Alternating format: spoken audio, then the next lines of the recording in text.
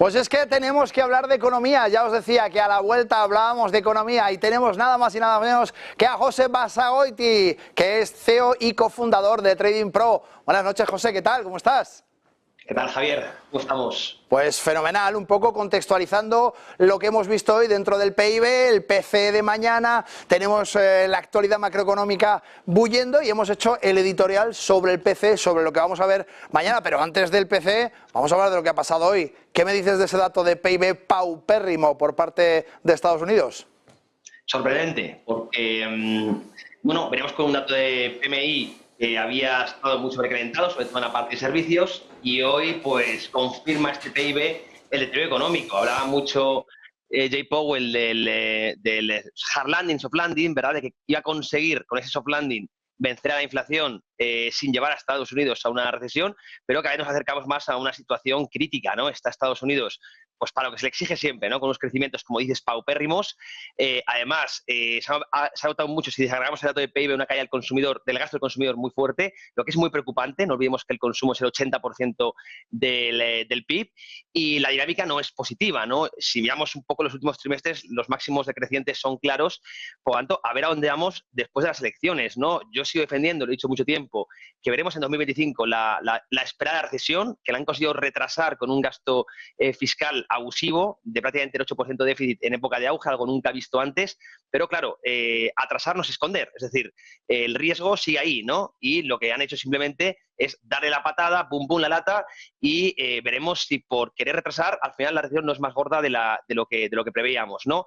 Por lo tanto, bueno, las bolsas no se toman mal porque sabemos que buenas noticias, malas noticias son buenas para las bolsas y viceversa, malas noticias son buenas para las bolsas. ¿Por qué? Porque realmente lo que exige la bolsa son políticas de liquidez. Por lo tanto, cuando peor esté la economía, más pronto llegarán los recortes de tipos y las políticas no convencionales de quantitative easing, ¿no? Y por eso se celebran. Es curioso, suena contraintuitivo, pero así de infantiles son los mercados a día de hoy, ¿no? Que son adictos totalmente a la droga de la liquidez y a día de hoy es lo que más pesa, es la variable que mueve todo y por eso siempre digo que la fontanería monetaria es crucial entenderla para asignar activos en el mundo de la inversión que nos ha tocado vivir, que es muy diferente a que, por ejemplo, le tocó pues vivir a otros grandes gestores como Peter Lynch o incluso Warren Buffett, que tienen unos modelos de inversión quizá algo obsoletos, porque ahora, repito, lo que mueve los mercados, estamos de acuerdo o no, pero es la liquidez y por eso se están celebrando en muchos casos las malas noticias. Bueno, pues indudablemente, José, titular, los mercados son adictos a la droga de la liquidez. Estoy totalmente de acuerdo. Lo que estamos viendo y el comportamiento de los mercados no tiene otra explicación que el exceso de liquidez que tenemos. Pero, ¿qué va a pasar mañana con ese PCE? ¿Qué te parece? Después, no sé si has tenido oportunidad de ver el editorial, después de contextualizar un poco todo lo que tiene que ver con este PCE, ¿qué es lo que va a pasar mañana? ¿Cómo podemos estar preparados para el dato de mañana del PCE? Sí, de hecho, te estaba escuchando, Javier, en esa tesis que nos estás dando del dato del PC, muy interesante. Vamos a ver, no conocemos el dato, no quiero hacer expectativas, pero bueno, sabemos que chupa mucho del IPP, que esto es el índice de precios de producción, que ya tuvo un repunte importante en la última lectura, por lo tanto no descartamos ni mucho menos que podamos tener algún susto, lo que sería muy preocupante porque se empezaría a hablar de nuevo de esta inflación, ¿no? Mientras el PIB cae, se estanca, ¿no? Esa inflación, tanto general como subyacente, el peor de los mundos, ¿verdad? Un entorno de bajo crecimiento e inflación, pues es lo que nadie quiere ver, ¿no? Lo que temen los banqueros centrales y gobiernos. Pues ahí podemos ir. Sé que es una palabra demonizada que no se quiere entender, pero bueno, mañana si tenemos un susto, empezarán seguro a salir en los headlines. ¿Por qué me preocupa a mí la inflación? ¿Por qué creo que va a ser más pegajosa?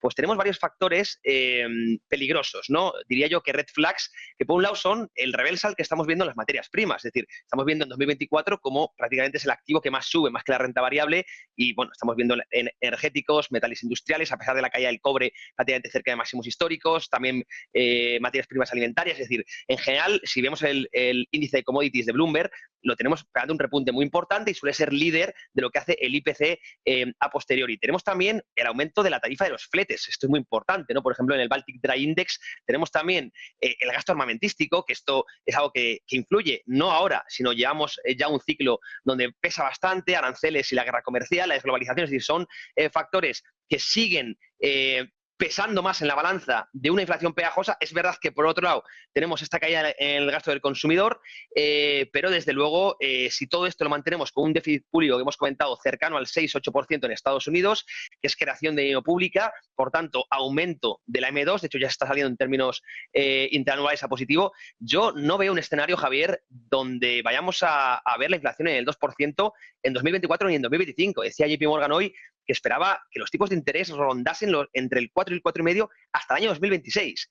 Fijaros lo que estamos diciendo, es decir, que se va a prolongar muchísimo este ciclo de normalización de política monetaria, y esto evidentemente va a ser duro para unas bolsas que no están cotizando ahora mismo esta realidad que estoy comentando, cuanto el repricing puede ser duro. No quiero aventurarme, evidentemente habrá que ir lectura por lectura, habrá que ir tomando decisiones en base a lo que vayamos conociendo, pero desde luego ser positivo ahora es complicado, ¿no? Porque, repito, mientras cae el PIB, la producción se estanca, se hace pegajosa, sobre todo la inflación de servicios, y cuidado porque la de bienes puede repuntar, insisto, por estas subidas que estamos viendo en materias primas y el coste de los fletes. Todo eso, insisto, nos hace pensar en una posibilidad de esta inflación que desde luego es el peor de los mundos para la economía, y también, cuidado, es un mundo malo para los mercados financieros, que sí, que siguen sosteniéndose por la liquidez, pero realmente si ya un hard landing, por mucha liquidez que haya, yo creo que habrá un ajuste importante. Sí, pero José, un hard landing con la liquidez que hay no sería muy complicado, a pesar de poder entrar quizá en este periodo tan inflacionario del que hablas. Un hard landing quizá en este momento, con el volumen de liquidez que hay, ¿no te parece que sería un poco complejo? La liquidez lo que hace es, bueno, básicamente rescatar, entre comillas, al sector financiero. Pero a la economía real no tiene por qué, ¿no? La liquidez sabemos que, bueno, es la sangre, digamos, de todo el sistema de financiación a día de hoy, que funciona con base a colateral. Por lo tanto, si queremos financiar o refinanciar, a día de hoy siempre se necesita colateral, activos, y por eso deuda es igual a liquidez es igual a deuda, como siempre digo, por eso cada vez necesitamos más y más liquidez para que esto no estalle, ¿no? Pero realmente el que no caiga el sistema financiero no implica que no podamos ver problemas en la economía real. Yo siempre los separo un poquito y podemos tener un desapalancamiento sano del sector privado, que tengamos un shock negativo de crédito, y eso evidentemente, a pesar de que sigamos viendo salud, digamos, en el sector financiero, que vamos a ver, que podamos ver problemas en la economía real. ¿Qué problemas? Por ejemplo, lo comentaba yo en mi Twitter recientemente, ya el muro de vencimientos, es decir, empresas que han subsistido muy bien en el entorno de tipos cero, empresas zombie que se llaman, ¿no?, coloquialmente, que ahora cuando tengan que refinanciar, rolear su deuda y se haga a tipos del 4, 4,5, 5%, ahí entren, bueno, pues en quiebra técnica, ¿verdad? Y vayamos a ver quiebras, esa destrucción creativa, esa purga económica, que cuidado, puede sonar algo muy catastrófico, pero no lo es. De hecho, es muy sano para iniciar un futuro ciclo de auge, que se eliminen los malos proyectos, que se liberen factores productivos, que esos factores productivos también, trabajadores, vayan a proyectos que vayan a ser rentables en el próximo ciclo. Por tanto, lo que hacemos es una limpieza económica. Esto es negativo a corto plazo, pero muy positivo a largo plazo. Por lo tanto, el que se produzca esa destrucción creativa no es malo, pero cuidado, es que va a llegar. ¿Por qué? No nos podemos pensar, es que esto es una cosa que a mí me ha hecho mucha gracia, que hayamos tenido una subida de tipos de interés histórica en ritmo, hayamos pasado del 0 al 5% en pocos meses, en pocos trimestres, y esto no vaya a afectar a la economía. El que no haya afectado aún no implica que no vaya a afectar. Que no hayamos tenido una recesión no implica que no la vayamos a tener. Cuidado, porque el timing es muy complicado y prácticamente imposible de predecir. Pero el ciclo económico es el que es, y eso es innegable, ¿no? Entonces yo sigo, vamos, yo he estudiado economía, y si finalmente Estados Unidos consigue esquivar y vencer a esta inflación sin tener siquiera un periodo de estancamiento económico, Javier, dame un telefonazo, porque igual tengo que dedicarme yo a otra cosa, ¿verdad? Estudiar, no sé, cursos de inglés, de cocina, porque realmente todo lo que sé me está fallando, ¿no? Y yo insisto que el hecho de que no hayamos tenido una recesión no implica que no la vayamos a tener. Y no hablo de recesión, pero sí por lo menos de un estancamiento, una situación de landing, ¿no?, de aterrizaje duro o suave para Estados Unidos.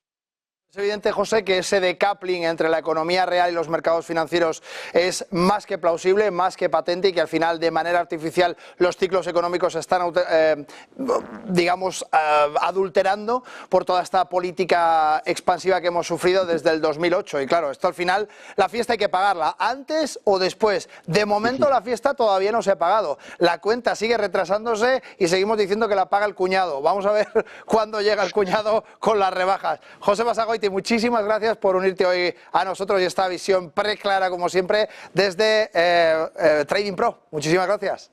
Un abrazo fuerte, Javier. Hasta la próxima. Hasta la próxima.